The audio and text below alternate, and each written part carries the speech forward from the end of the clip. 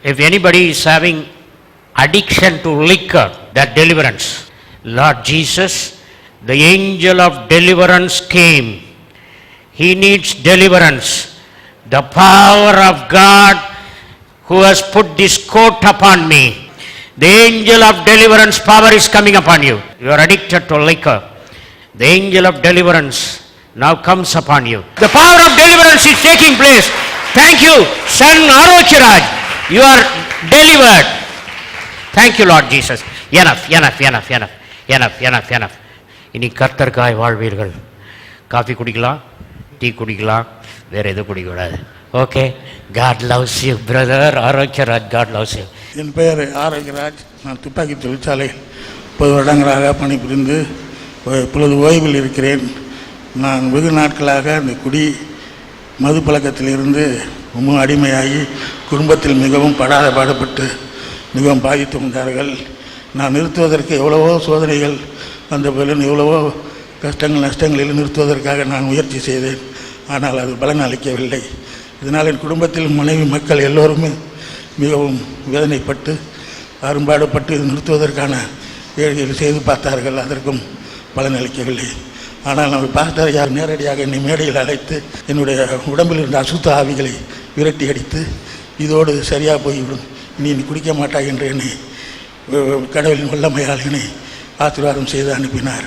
அதிலிருந்து நான் இதுவரை நான் மது பழக்கத்திலிருந்து அறவே விட்டுவிட்டு சிகரெட்டு குடி பழக்கத்திலிருந்து நான் அறவே சுத்தமாக விட்டுவிட்டேன். விடுதலை கிடைத்ததற்காகவும் கோடான கோடி என் தகப்பனாகிய தேசமிக்கும் உயர்ந்த நாமத்தில் தோஸ்திரம் செய்து எனக்கு வணக்கம். Praise Lord.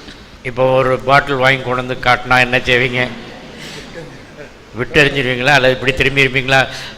மறுபடியும் மன்னிப்பு கேட்டுக்கலாம்னு நினச்சிடாதுங்க. Okay, thank you. God bless you. Praise the lord. Hallelujah. ஜீவனுள்ள அன்பின் தேவனே, சாத்தான் வெட்கப்படும்படி தேவதூதர்கள் மகிழ்ச்சி அடையும்படி விடுதலை கொடுத்ததற்காக ஸ்தோத்திரம். தொடர்ந்து ஆசீர்வதித்து குடும்பத்திற்கு ஆசீர்வாதமான மகனாய் ஆரோக்கியமாக இருக்கும்படி ஆசீர்வாதத்தை ஜெபிக்கிறேன் நல்ல பிதாவே. ஆமென். ஸ்தோத்திரம் துதி பாத்திரா உம்மை என்றும் என்றும் துதித்திடுவேன். ஸ்தோத்திரம் துதி பாத்திரா உம்மை என்றும் என்றும் துதித்திடுவேன். அல்லேலூயா ஸ்தோத்திரமே துதியே துதியே துதித்திடுவேன். சொல்லுங்க. அல்லேலூயா ஸ்தோத்திரமே துதியே துதியே துதித்திடுவேன். எல்லா சிருஷ்டியுமே துதிக்க, அகில சிருஷ்டிகளும் துதிக்க, அடியேன் துதியாதிருப்பேனோ. ஸ்தோத்திரம் துதி பாத்திரா உம்மை என்றும். ஸ்தோத்திரம் துதி பாத்திரா உம்மை என்றும் என்றும் துதித்திடுவேன். வல்ல ஞான வினோதாவே துதியே துதியே துதித்திடுவேன். வல்ல வான ஞான வினோதா துதியே துதியே துதித்திடுவேன். எல்லா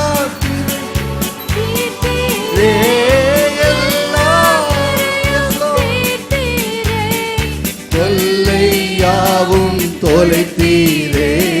ஸ்தோத்திரம் துதி பாத்திரா உம்மை என்றும் என்றும் துதித்திடுவேன். ஸ்தோத்திரம் துதி பாத்திரா உம்மை என்றும் என்றும். தீயோன் அம்புகள் என்னை தாக்கல், தீயோன் அம்புகள் தாக்காதே.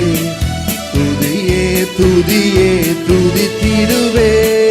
தீயோன் அம்புகள் தாக்காதே உம்மை துதியே துதியே துதித்திடுவே. தேவே உந்தன் சிறகாலே, தேவனை உந்தன் சிறகாலே தினமும் மூடி காத்தீரே. ஸ்தோத்திரம் துதி பாத்திரா உம்மை என்றும் என்றும் துதித்திடுவே. ஸ்தோத்திரம் துதி பாத்திரா உம்மை என்றும் என்றும் துதித்திடுவே.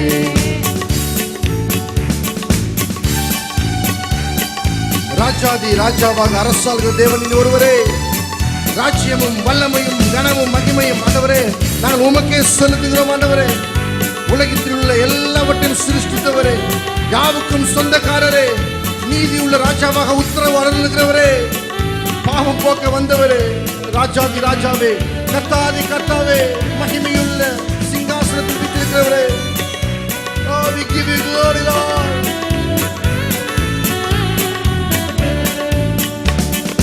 ராஜாதி ராஜாவாக அரசாளும் தெய்வமே, உம்மை போன்ற தெய்வம் இல்லை, உம்மை போன்ற கர்த்தர் இல்லை, உம்மை போன்ற தெய்வம் இல்லை, உம்மை போன்ற ஓஹோ ராஜாதி ராஜாவாக அரசாளும் தெய்வமே, உம்மை போன்ற தெய்வம் இல்லை, உம்மை போன்ற விசை, உம்மை போன்ற தெய்வம் இல்லை. கைகளை உயர்த்தி ராஜ்யம் வல்லமை மாட்சிமை உமதே, ராஜ்யம் வல்லமை மாட்சிமை உமதே, உலகிலுள்ள யாவற்றுக்கும் சொந்தக்காரரே, நதிகள் கூட கைகள் தட்டி. Vanbura, Yona in Hebrew, heavenly dove in English. Matthew's Gospel, chapter 3, verse 16. மத்தேயு 3:16. இயேசு ஞானஸ்நானம் பெற்று ஜலத்திலிருந்து கரையேறின உடனே இதோ வானம் அவருக்கு திறக்கப்பட்டது, தேவ ஆவி புறாவை போல் இறங்கி தம்மேல் வருகிறதை கண்டார். இயேசு ஞானஸ்நானம் பெற்று ஜலத்திலிருந்து கரையேறின உடனே யோர்தான் நதிக்கரையில் வானம் அவருக்கு திறக்கப்பட்டது. கர்த்தருக்குள் அன்பானவர்களே, ஞானஸ்நானம் வானத்தை திறக்கும் அனுபவம். அந்த வானம் திறக்கப்பட்ட சமயத்தில் தேவ ஆவியானவர் புறாவை போல இறங்கி, புறா அல்ல, உலகத்து புறா அல்ல, உலகத்து புறா பரிசுத்தாவியின் அடையாளமாய் இருக்கிறார். இந்த உலகத்தில் 309 வகையான புறாக்கள் இருக்கின்றன. There are 309 varieties of doves. அந்த புறா ஒரு மணிக்கு 70 கிலோமீட்டர் வேகத்திலே பறக்கும். அந்த காலத்தில் அரசர்கள் அந்த புறாவினுடைய கழுத்தில் காகிதத்தை கட்டி செய்தி அனுப்புவார்கள். அந்த புறாக்கள் மைல் கணக்கில் பறந்து சரியாய் கொடுக்க வேண்டிய இடத்தில் அந்த கடிதத்தை கொண்டு போய் கொடுத்து விடும்.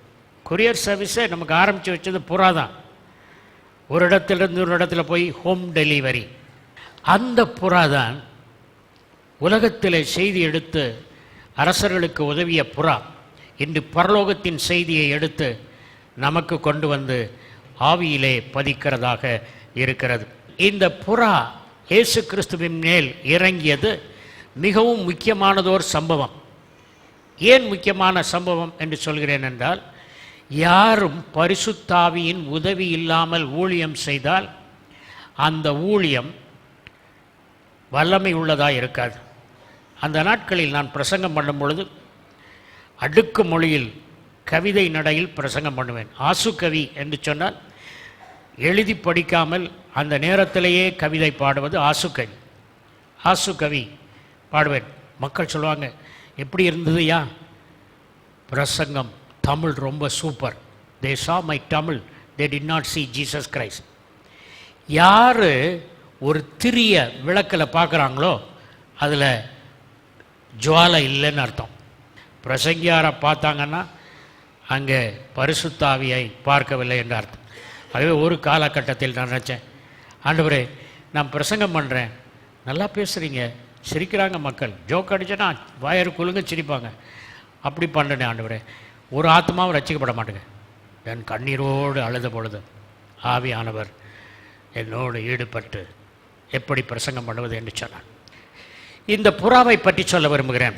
ஒரு சமயத்தில் பரிசுத்தாவின் அபிஷேகம் என்பதை குறித்து நான் ஃபீபாவில் ரெக்கார்ட் பண்ண ஒரு ப்ரோக்ராம், 13 நிமிஷம் நான் ஸ்டாப்பாக. நான் ரெக்கார்ட் பண்ணும்போது இன்ஜினியர்ஸ் வந்து நான் காஃபி குடிக்க போகிறேன்னு சொல்லிட்டு போயிடுவாங்க. ரெக்கார்டிங் ஓடிட்டுருக்கோம், ஏன்னா தப்பு போட மாட்டாருன்னு தெரியும். அப்புறம் கரெக்டாக காஃபி குடிச்சிட்டு வந்தவுடனே நான் பேசிக்கிட்டு இருப்பேன். ஒரு நாள் பரிசுத்தாவின் அபிஷேகத்தை பற்றி நிகழ்ச்சி கொடுத்து முடித்தவுடன் இன்ஜினியர் சொன்னார், சுசாந்த் பாண்டே, சாரி பிரதர், நான் வந்து டேப் ரெக்கார்டரில் உயர சொருவலை, அதனால் ரெக்கார்டிங் போகலை அப்படின்னு சொன்னார். நான் சொன்னேன், எவ்வளோ கஷ்டப்பட்டு சொல்லியிருக்கேன் ஆவியோட, மறுபடியெல்லாம் சொல்ல முடியாது என்னால், ஏன் இவ்வளோ கவலீனமாக இருந்தேன் அப்படின்னு. Suddenly I saw a light coming into the room. The Holy Spirit was there. நான் பார்த்தேன், இன்ஜினியரிங் ரூமில் இருந்த சுசாந்த் பாண்டே பார்த்தார். என்ன பாஸ்டர், ஸ்டுடியோலாம் அடைச்சி கிடக்கு, ஒரு பிரைட் லைட் வந்துட்டு போகுதுன்னாரு. அதான்ப்பா ஏஞ்சல், ப்ளே பண்ணி பாரு, ப்ரோக்ராம் இருக்குன்னு. ப்ளே பண்ணுறாரு, start to finish program was there. பரிசுத்தாவின் வல்லமை அப்பொழுது உணர்ந்தேன். பரிசுத்த ஆவியானவருக்கு 3 காலங்கள் இருக்கின்றன. ஒன்று பழைய ஏற்பாட்டு காலம். பழைய ஏற்பாட்டு காலத்திலே பரிசுத்த ஆவியானவர் புறாவை போல் மக்கள் பேரில் இறங்கினார். ஒரு குறிப்பிட்ட பணியை நிறைவேற்றுவதற்காக இறங்கினார். அந்த பணி நிறைவேறி முடிந்ததும் என்ன நடந்தது? அவர் எடுத்துக்கொள்ளப்பட்டார். பெசலியேல், ஒத்னியேல், ஜெப்தா, சாம்சன் போன்ற மக்களுக்கு பரிசுத்த ஆவியானவர் கொடுக்கப்பட்டார். சாம்சனுக்கு பரிசுத்த ஆவியானவர் கொடுக்கப்பட்ட பொழுது ஒரு கழுதையின் தாட எலும்பை கொண்டு 1000 பேரை அடித்து கொன்றார். பரிசுத்த ஆவி எடுத்துக்கொள்ளப்பட்டார். The Holy Spirit was given for a particular task. When the task is completed, Holy Spirit was leaving them. கர்த்தருக்குள் அன்பானவர்களே, நீங்கள் தமிழில் பார்த்தீங்கன்னா ஆண்பால், பெண்பால், பலர்பால், ஒன்றன்பால், பலவின்பால் அப்படின்னு தமிழ் இலக்கணத்தில் 5 விதமான பால்கள் இருக்கு. எபிரேயத்திலும் கிரேக்கத்திலும் பார்த்தீங்கன்னா ஆண்பால், பெண்பால் 2 தான் இருக்கும். இயேசு கிறிஸ்து ஆண்பால், பிதாவானவர் ஆண்பால், ஹீன்னு போடும். ஹோலி ஸ்பிரிட் ஹீ அது. ஆனால் ஹோலி ஸ்பிரிட் வரும்போது ஷீ, பெண்பால். எங்கள் ப்ரொஃபஸர் சொன்னால Holy Spirit is feminine gender அப்படின்னாரு. எனக்கு கொஞ்சம் கன்ஃபியூஷன் ஆச்சு. இது என்ன மேஸ்குலின் ஃபெமினின் ஜெண்டரில் ஹோலி ஸ்பிரிட் ஃபெமினின் ஜெண்டர்னு போய் முடிச்சோன்னு கேட்டேன்.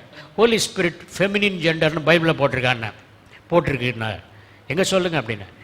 கெட்டகுமாரன் ஓமையில் மகன் வீட்டை விட்டு போய் விடுகிறான், தந்தை அவன் வர காத்திருக்கிறார். அது பிதாவாகிய தேவனை குறிக்கிறது.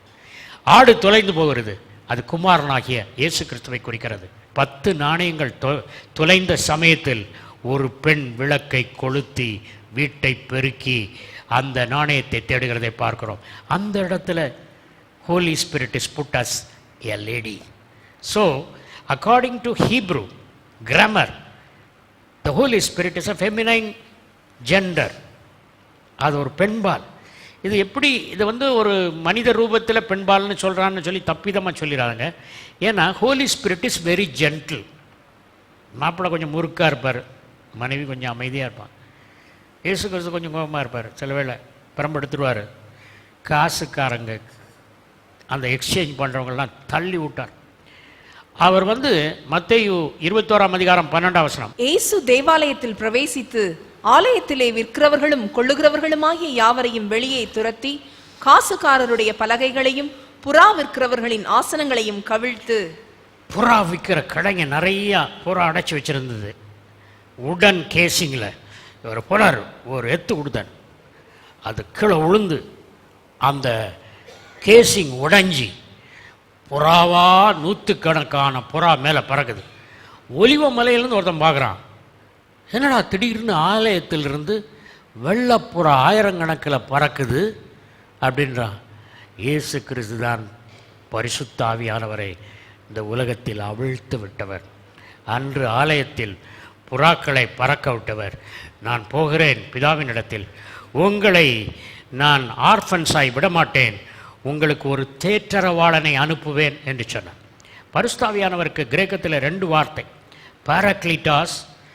Paracletos, the meaning of the word Paracletos means the one who is called alongside to help you. உங்களோடு இருந்து உங்கள் பலவீனங்களில் உங்களுக்கு உதவி செய்யும்படி அழைக்கப்பட்டவர் பரிசுத்த ஆவியானவர். அதனால் உங்களுக்கு பரிசுத்த ஆவியானவர் ஒரு பார்ட்னர் மாதிரி. பலவீனம் வந்துச்சா அவர் உதவி செய்வார், ஆலோசனை வேணுமா உதவி செய்வார். இயேசு கிறிஸ்துவுக்கு திருமுழுக்கு கொடுத்த சமயத்திலே வானத்திலிருந்து ஆவியானவர் புறாவை போல் இறங்கினார் அல்லவா. Ministry of the Holy Spirit, பரிசுத்த ஆவியானவரின் காலம். அது 2வது காலம். அந்த புறா ஒரு ஒலிவேலை கொண்டு வந்து. 3வது காலம் ஆதியாகமம் 8ஆம் அதிகாரம் 11ஆம் வசனம். அந்த புறா சாயங்காலத்தில் அவனிடத்தில் வந்து சேர்ந்தது. இதோ அது கொத்தி கொண்டு வந்த ஒரு ஒலிவ மரத்தின் இலை அதன் வாயில் இருந்தது. இயேசு கிறிஸ்துவின் காலத்தில் பரிசுத்தாவின் செயல்பாடு.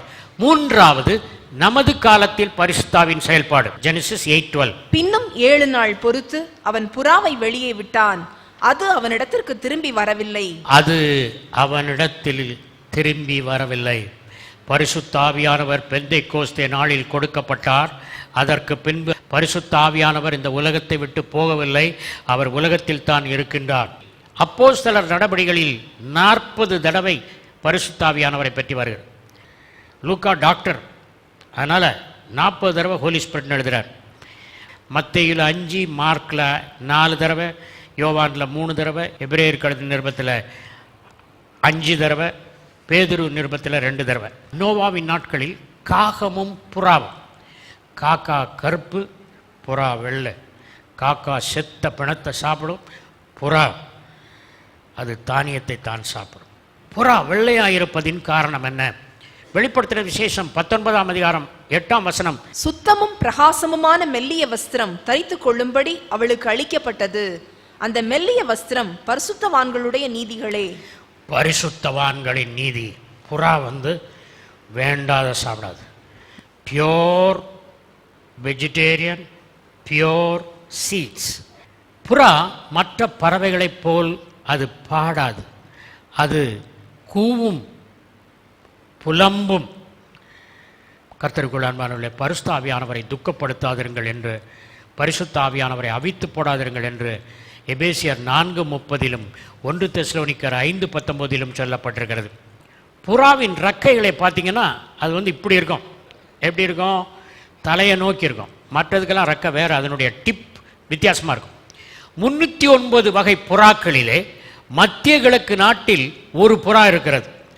அந்த வெள்ளை புறாவுக்கு வலது ரெக்கையில் 9 இறகுகளும், இடது ரெக்கையில் 9 இறகுகளும், வாலில் 5 இறகுகளும் இருக்கும். அப்போ ரைட் விங்ஸில் 9 இறகுகள். அது எதை குறிக்குது? 9 ஆவியின் மரங்களை குறிக்கிறது.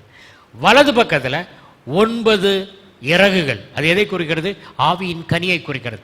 வாலில் 5 இறகுகள். அது எதை குறிக்கிறது? தீர்க்கதரிசிகள், சுவிசேஷகர்கள், அப்போஸ்தலர்கள், போதகர்கள், ஆசிரியர்கள். இந்த மாதிரி 5-fold மினிஸ்ட்ரியை அது குறிக்குது.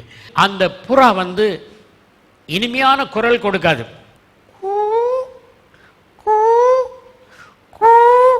இதான் புறா. விம்மல். எசேக்கியேல் 7:16.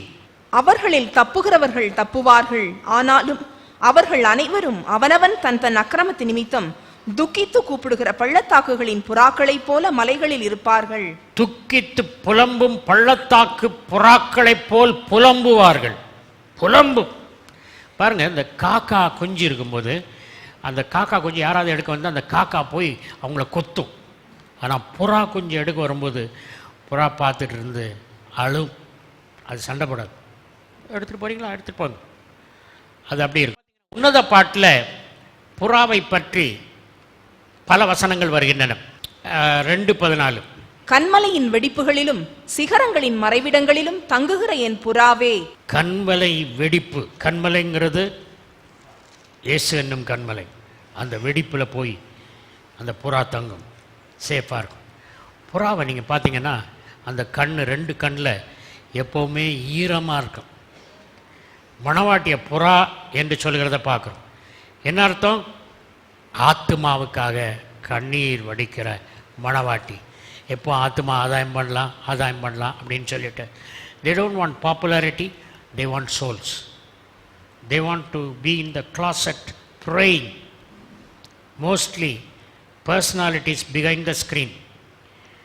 அந்த புறா ரொம்ப இன்னசென்ட். ஒரு வலை விரிச்சு தானியத்தை போட்டிருந்தாலும் ஐயோ வலை இருக்குதே அப்படின்னு மற்ற பறவைகள்லாம் ஓடிடும். புறா அப்படி இல்லை. தானியத்தை தான் பார்க்கும், போய் மாட்டிக்கும். மத்தேயு 10ஆம் அதிகாரம் 16ஆம் வசனம். ஆடுகளை ஓநாய்களுக்குள்ளே அனுப்புகிறது போல நான் உங்களை அனுப்புகிறேன். ஆகையால் சர்ப்பங்களைப் போல வினாவுள்ளவர்களும் புறாக்களைப் போல கபடற்றவர்களுமாயிருங்கள். பாம்புகளைப் போல முன்மதி உடையவர்களாகவும் புறாக்களைப் போல கபடு அற்றவர்களாயும் இருங்கள். புறாக்கள் கபடு இல்லாமல் இருக்கும். இந்த உலகத்தில் கபடு இல்லாத மனிதர்களை பார்ப்பது அரிது. ஓசியா 7ஆம் அதிகாரம் 11ஆம் வசனம்.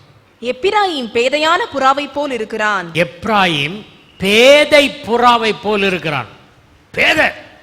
கர்த்தருக்குள் அன்பானவர்களே, இன்னசென்ட். பரிசுத்த ஆவியானவர் தனக்கு ஒரு மகிமையை தேடிக்கொள்ள மாட்டார். அவர் கிறிஸ்துவை மகிமைப்படுத்துவார். பிதா சொல்றாரு, என்னுடையவைகளெல்லாம் உன்னுடையதா இருக்கிறதுன்னு. அவருடையதெல்லாம் குமாரனாகிய கிறிஸ்துவுடையதா இருக்கு. சரி, குமாரனாகிய கிறிஸ்துவுடையா இருந்தால் நமக்கு என்னையா லாபம்? குமாரனாகிய கிறிஸ்துவுடையதை எடுத்து நமக்கு கொடுப்பவர் பரிசுத்த ஆவியானவர் என்று பார்க்கிறோம். எபிரேயத்தில் கெமெட்ரியா அப்படின்னு ஒரு பிரின்சிபல் இருக்கு. கெமெட்ரியா மீன்ஸ் ஒவ்வொரு எழுத்துக்கும் ஒரு எண்ணிக்கை உண்டு. அந்த எண்ணிக்கையின்படி அந்த எழுத்து, எபிரேய எழுத்து ஒவ்வொரு அர்த்தத்தில் வருது. எபிரேயத்தில் அல்ஃபா, அலப், பெட், வெட், கிமல், டெலட், ஹே, வவ், ஜயின், அதுக்கப்புறம் செட், டெட், யார்டு, கஃப். கஃப்ங்கிற அந்த எழுத்து புறா மாதிரி இருக்கும். கஃப். அதே மாதிரி யாயின் ஒரு ஹீப்ரு எழுத்து இப்படி இப்படி இருக்கும், புறா பறக்கிற மாதிரி. யாயின் சொன்னால் இன்டாக்சிகேஷன். பரிசுத்தாவினால் நிரப்பும் பொழுது we will be intoxicated. When you are filled with the Holy Spirit, you speak something. La sibiri aman nikotorasi apsan kedeni sola priskintia sarandarla tesi. என்னடா பேசுற? குடிச்சிட்டேன் ஆவியானவரே. மதுவெறி. Spiritual intoxication. You have to talk to the Holy Spirit to have fellowship of the Holy Spirit. பரிசுத்தாவின் ஐக்கியமுடையவர்களாக இருங்கள் என்று சொல்லப்பட்டிருக்கிறதுக்கு காரணம், நம்ம அந்த பரிசுத்தாவியை குடிச்சிட்டு இன்டாக்சிகேஷன் அப்படியா இருக்கும். அப்போஸ்தலனாகிய பவுல் சொல்கிறான், உங்கள் எல்லாரிலும் நான் அதிகமாய் நவமான பாஷையில் பேசுகிறேன். உண்மையாக பரிசுத்தாவியான நவமான பாஷை கொடுத்துருந்தாருன்னா நீங்கள் அந்த நவமான பாஷைகளை பேசுங்கள். ரோமர் 16ஆம் அதிகாரம் 19ஆம் வசனம் சொல்கிறது, நன்மைக்கு ஞானிகளும் தீமைக்கு பேதைகளுமாய் இருக்க வேண்டும். நன்மை செய்கிறதுல ஞானியாக இருக்கணும், தீவை செய்கிறதுல பேதையாக இருக்கணும். ஒன்று பேரக்லிட்டாஸ்ன்னு சொன்னேன், இன்னொரு கிரீக் வேர்ட் கான்ஃபார்டிஸ், கம்ஃபர்டர். கான் மீன்ஸ் வித், ஃபார்டிஸ் மீன்ஸ் கோட்டை, ஃபோர்ட்ரஸ். ஆகவே வித் ஃபோர்ட், அதாவது பரிசுத்தாவியானவர் நமக்கு கோட்டை மாதிரி இருக்கிறார், சுற்றி வர இருக்கிறார். பரிசுத்தாவியானவர் கொடுக்கும் பாதுகாப்பு. என் வாழ்க்கையில் 7 தடவை மரண கட்டத்தில் நான் கடந்து வந்திருக்கிறேன். கர்த்தர் என்னை பாதுகாத்திருக்கிறார்.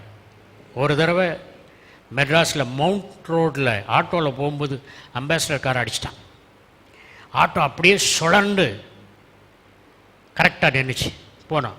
இன்னொரு தடவை பெங்களூரில் மெயின் சாலையில் சிக்னல் கொடுக்கறதுக்கு முந்தி கார் வந்துட்டான், ஆட்டோவில் அடிச்சிட்டான். டக்குன்னு நான் கீழே விழுந்து ஆட்டோ என் மேலே விழுந்துருச்சு. அப்போது நான் எந்திரிச்சு பார்க்குறேன், ஒரு அடி இல்லை, செருப்பு மாத்திரம் ஆட்டோ கீழே மாட்டிக்கிச்சு. ஒரு செருப்பு மாத்திரம் இருக்குது. எப்படி போகிறது? அந்த செருப்பையும் கலத்தி ஆட்டோ கீழே போட்டுட்டு நடந்து இன்னொரு ஆட்டோ பிடிச்சி வீட்டுக்கு போய் சேர்ந்தேன். ஹார்ட் அட்டாக் வந்தது. God has saved me. Everybody thought, Satan thought, I am finished.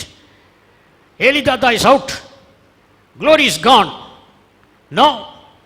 God has raised me up and brought me here. ஒரு குழந்தை ஒருத்தர் பெற்றாங்கன்னா அந்த தாயாரினுடைய சுத்திகரிப்பிற்காக இந்த புறா பலியிடப்படும். லேவியராகமம் 12ஆம் அதிகாரம் 5ஆம் 6ஆம் வசனம். பெண் பிள்ளையை பெற்றாளாகில் அவள் 2 வாரம் சூதக ஸ்திரீயை போல் தீட்டாயிருந்து பின்பு 66 நாள் உதிர சுத்திகரிப்பு நிலையிலே இருக்க கடவள்.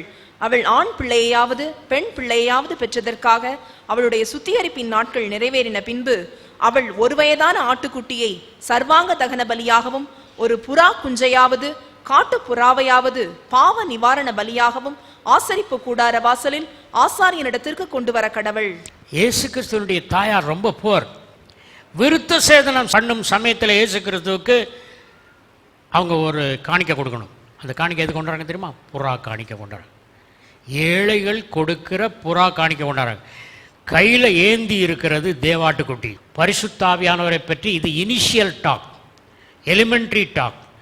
இன்னும் ஆழமான சத்தியங்கள், பரிசுத்தாவியானவரோடு எப்படி ஐக்கியம் பண்ணுவது, பரிசுத்தாவியானவர் சொல்லுகிறதை எப்படி இன்டர்பிரேட் பண்ணுறது, இதையெல்லாம் குறித்து வரும் நாட்களில் உங்களுக்கு நான் விளக்கமாக சொல்ல இருக்கிறேன்.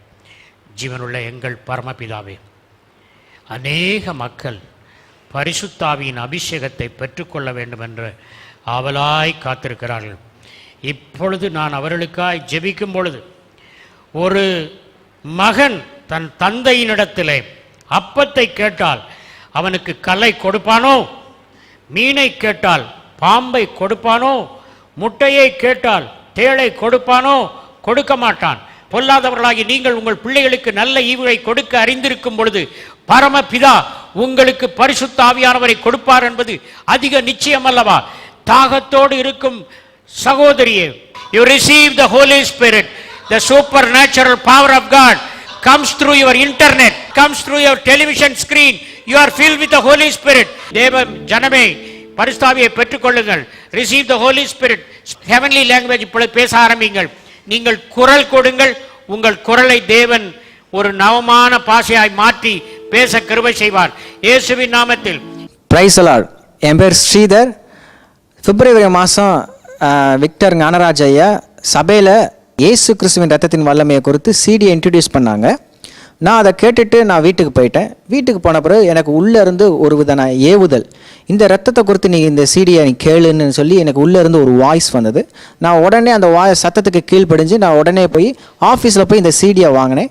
இந்த சிடியை வாங்கி நான் கேட்டுட்டு இருக்கிறப்பயே எனக்குள்ள ஒரு தெய்வீக மகிமை, தெய்வீக வல்லமை எனக்குள்ள வெளிப்பட்டு, இந்த ரத்தம் தேவ பரலோகத்துக்குள்ள சிங்காசனத்தில் நம்மளை தைரியமாக அழைத்து செல்கிற ரத்தம்னு சொல்லி நாங்கள் கொஞ்ச நேரம் பேசிட்டு திருவிருந்து எடுத்துட்டு பார்த்தீங்கன்னா 2.25 மணி நேரம் நாங்கள் ப்ரேயர் பண்ணிட்டு இருந்தோம். எங்களுக்கே தெரியல. அந்த ப்ரேயர் ஸ்டார்ட் பண்ண அடுத்த நிமிஷமே இயேசு சாமி கீழே இறங்கி வந்தார். எங்கள் வீட்டுக்குள்ளே பரலோகம் இறங்கி வந்தது. இந்த ரத்தம் பரலோகத்துக்கு ஒரு பாலமாய் நம்மளை கொண்டு செல்கிறது. இந்த சீடியில் இருக்கக்கூடிய இந்த ரத்தத்தை, இயேசு கிறிஸ்துவின் ரத்தத்தை வல்லமையை நீங்கள் கேட்டுக்கொண்டிருக்கப்ப உங்களோட இடத்துக்கு சுகம் அளிக்கிற வல்லமை வந்து உங்களை சுகப்படுத்தும். அவர் சொன்ன வார்த்தையின்படி, என் தேவன் பட்சபாதம் இல்லாதவர், அவர் இடத்துல பட்சபாதம் இல்லை, என் ஜனங்கள் என்னை தடவியாகிலும் தெரிந்து கொள்ளும்படியாக எழுதப்பட்டிருக்க அந்த வார்த்தையின்படி இந்த சீடியை கேட்டுட்டு இருக்கிறப்ப என்னோட வாழ்க்கையில நடந்த அதே சம்பவம் உங்களோட வாழ்க்கையில நடக்கும். ஆமென். கர்த்தருடைய நாமம் மகிமைப்படுவது.